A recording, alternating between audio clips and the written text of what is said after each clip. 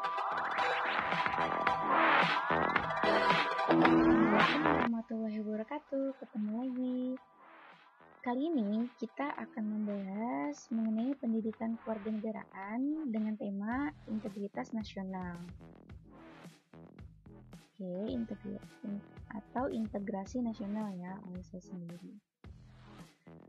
Apa sih itu integrasi nasional? Integrasi nasional ini terdiri dari dua kata, integrasi dan nasional. Integrasi sendiri itu berasal dari bahasa Inggris, yaitu integrate. Apa sih artinya? Yaitu menyatu padukan, menggabungkan, atau mempersatukan. Dan nation. Nation berarti juga bangsa. Sedangkan dalam Kamus Besar Bahasa Indonesia, integrasi artinya adalah pembaharuan hingga menjadi satu kesatuan yang bulat dan utuh. Sedangkan nasional adalah kesatuan, mengandung semangat, cita-cita, serta tujuan. Jadi, apa itu integrasi nasional? Yaitu usaha dan proses mempersatukan perbedaan-perbedaan yang ada pada suatu negara sehingga terciptanya keserasian dan keselarasan secara nasional. Integrasi nasional memiliki konsep. Setidaknya ada dua konsep integrasi nasional. Yang pertama, secara vertikal. Maksudnya secara vertikal adalah mempersatukan rakyat dengan pemerintah. Jadi hubungannya atas dan bawah, antara rakyat dan pemerintahnya. Konsep ini mencakup bagaimana menyatukan pemerintah pusat dan pemerintah daerah. Jadi, selain antara rakyat dengan pemerintah, konsep integrasi nasional secara vertikal juga mencakup bagaimana menyatukan antara pemerintah pusat dan daerah. Kita tahu bahwa negara Indonesia itu menggunakan otonomi daerah. Jadi, memberikan kekuasaan penuh wewenang kepada daerah untuk mengatur wilayahnya sendiri. Selanjutnya ada secara horizontal. Konsep integrasi secara horizontal yaitu menyatukan rakyat Indonesia yang tingkat kemajemukannya cukup tinggi.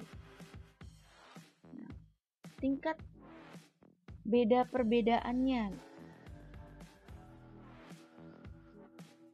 Bangsa yang majemuk.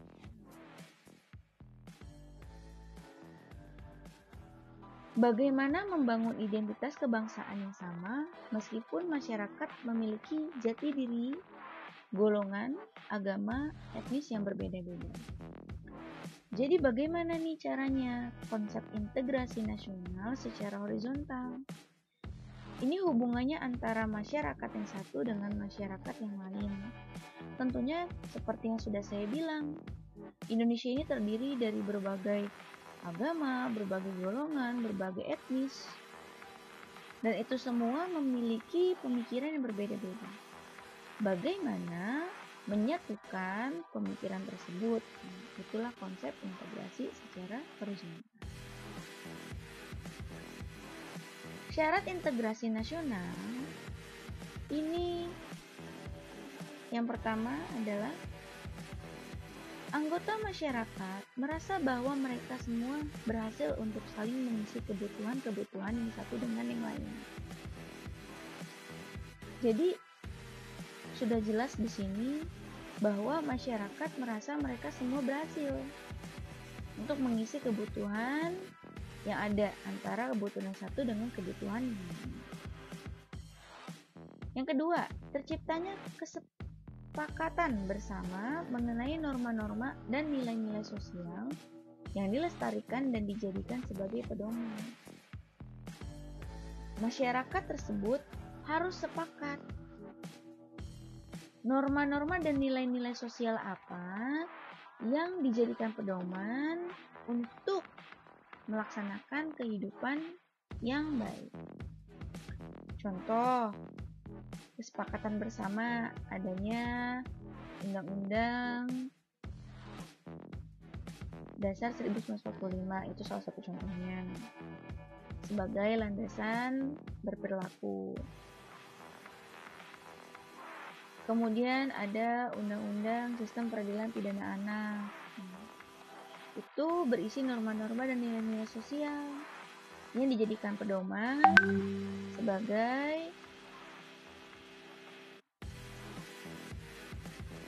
bahan untuk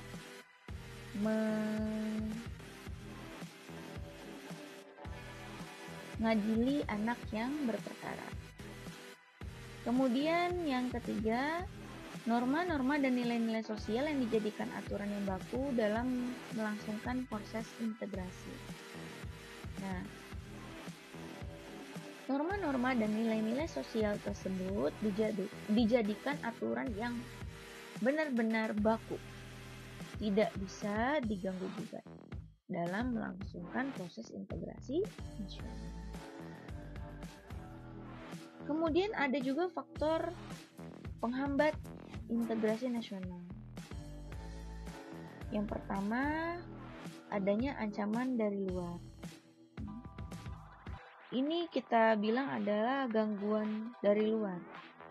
Seperti apa sih ancaman dari luar itu? Seperti terorisme dan sebagainya.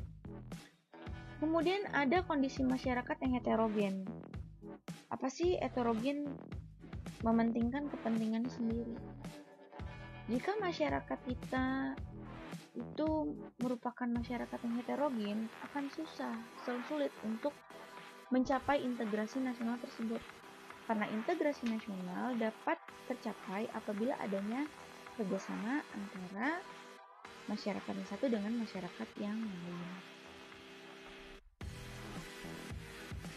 Kemudian kurang meratanya pembangunan. Kurang meratanya pembangunan ini menyebabkan beberapa daerah merasa saling iri. Kenapa sih daerah itu, terus kenapa sih nggak daerah ini? Daerah ini udah tertinggal loh, gini. Itu yang menyebabkan sulit untuk menerapkan integrasi nasional. Kemudian, faktor dari dalam yang bisa memecah belah beberapa wilayah. Sebenarnya, yang paling membahayakan itu bukan ancaman dari luar, tetapi ancaman dari bangsa Indonesia sendiri yang ingin memecah belah wilayahnya. Saya mau memberikan contoh sedikit. Ketika ada salah satu orang yang menghasut orang lain atau menyebarkan berita bohong, hoax zaman sekarang ya, tentang pemerintah atau tentang seseorang atau tentang kelompok etnis tertentu, itu dapat menjadi faktor yang memecah belah wilayah negara Indonesia. Tidak adanya tanggung jawab terhadap perbuatannya, itu menjadi sulit untuk diterapkan integrasi nasional. Sebenarnya ada juga faktor pembentuk selain faktor penghambat integrasi nasional itu. Adanya sejarah sebagai bangsa yang senasib karena terjajah sama. Kemudian ada rasa cinta tanah air dari warga negaranya. Ada keinginan bersatu. Itu kita lihat dari peristiwa Sumpah Pemuda tanggal 28 Oktober 1928. Kemudian adanya kesepakatan dan konsensus nasional berupa lagu kebangsaan dan bendera. Itulah integrasi nasional Indonesia yang saya bisa sampaikan. Semoga apa yang saya sampaikan menuai keberkahan serta ilmu yang bermanfaat untuk kita semua. Akhir kata, wabillahi taufiq wal hidayah. Wassalamualaikum warahmatullahi wabarakatuh.